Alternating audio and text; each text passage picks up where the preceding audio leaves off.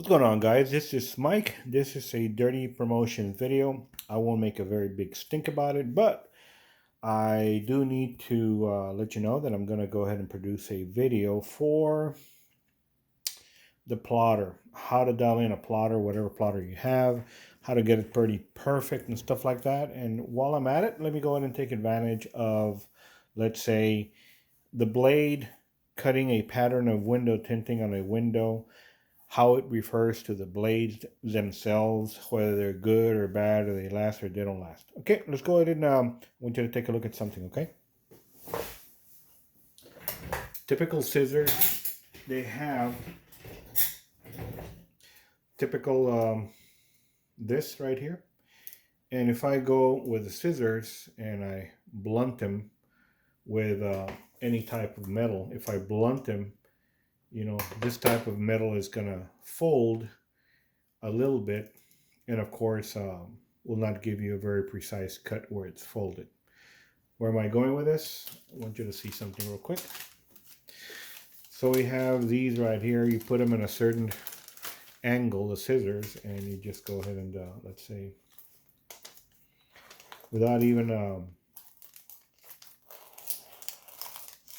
moving the actual like this necessarily, you don't have to necessarily do that, just have it whatever angle you want, openness or whatever, and just leave it there and just slide the medium, which is in this case plastic.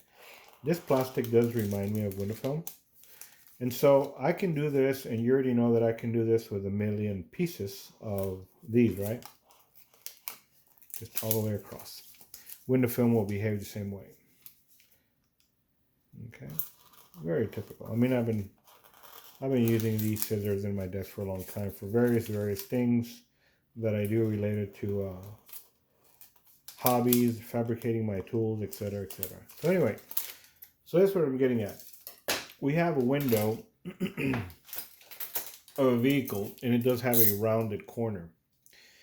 And the way we actually use the blade, or the way the blade should be used, is that this mechanism right here, this blade right here, can last a lot longer.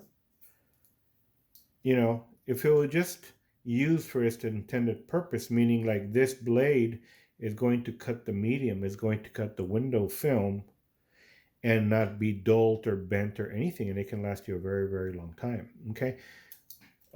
As people say, the blades, they don't last a long time and all that kind of stuff. So get one of these if you like, and just go ahead and do this, and tell me how many hundreds of times you're able to do this to cut these. And the answer is going to be probably, perhaps, forever and ever. It's going to keep cutting. So my point here, when we take this blade to a window, roll-up window, one of the things that our mind fucks with us, like, I don't know, we want to do this to film on a car, on the top of the car. And once we do this, we are blunting this right here, and it won't do this very good. So let's say you have the piece of paper, which is this one, and this is your the top of the glass, and this is your paper. So when you are doing this, always go ahead and perforate the film, and use the top of the glass only as a guide to make your cut of the film. But people don't do that. What they do is they always dive this toward the bottom. I don't know why. I mean, I think they want to get a supposed edge. And I want you to realize that the bevel cut on the inside of a glass is never, ever the same as the outside. Inside and outside are never the same. So you trying to do this and dig into the glass is what's making and dulling your blades prematurely. Whether it be Olfa, it doesn't fucking matter. It really doesn't matter. It's stainless steel. They're both very high quality. They're similar. So this right here, use it as a guide all the way across. Once you do a little bit of down, I want you to realize that this is your blade. And once you do a little bit down, you're kind of like doing this to the blade, and it won't be able to do this effectively anymore. Okay, how's that with the plotter? The plotter is exactly the same thing, provided you have a high quality stainless steel blade from the manufacturer. This is your plotter blade, and this is your film, and it goes around, and it cuts the medium exactly the same way. The medium is laying on top of the flat, hard thing, and it's not really supposed to gouge top to bottom, touch the bottom. If it touches the bottom, you already know it's going to get those lines going across, and those lines going across is what's going to break this tip. This medium is soft to cut into, and the strip on the plotter is not soft. It's harder, so they can actually withstand being hard, and your medium atop it. Then this guy can come here and do its slicing of the medium without touching the bottom. This needs to be a very good, hard, firm surface, and that's what it is. It's not going to be steel, because obviously this guy touching the steel will totally bend this, and it'll mess up your medium, whatever it is you're doing, whether it be chrome or vinyl or tint or whatever. This guy right here, when it's cutting, you already know it's going this way. It's not cutting the film like this, guys. You know it's cutting the film like this. So this is your plotter blade, and once you pass your film, it's cutting it pretty much like this with a lot of ease. Obviously, it's a little bit more pointy than this and a tad thinner than this. That's why it's very sharp and does all its cuts and stuff like that. I'm going to show you that on the plotter a little bit later, make the video of how to go ahead and tune it perfectly. For right now, I just did want you to understand this scenario, why this guy never goes dull. They last for a long time. When they go dull is when we cut medium that is not really intended, and these are actually being bent a little bit. So let's go ahead and do this demo one last time.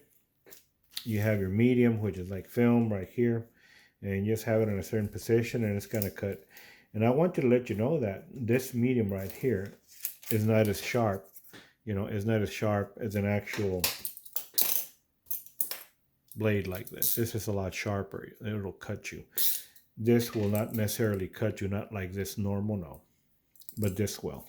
So anyway, that's the demo thing that I want to explain to a lot of the people, whether it be pros or not, it doesn't matter.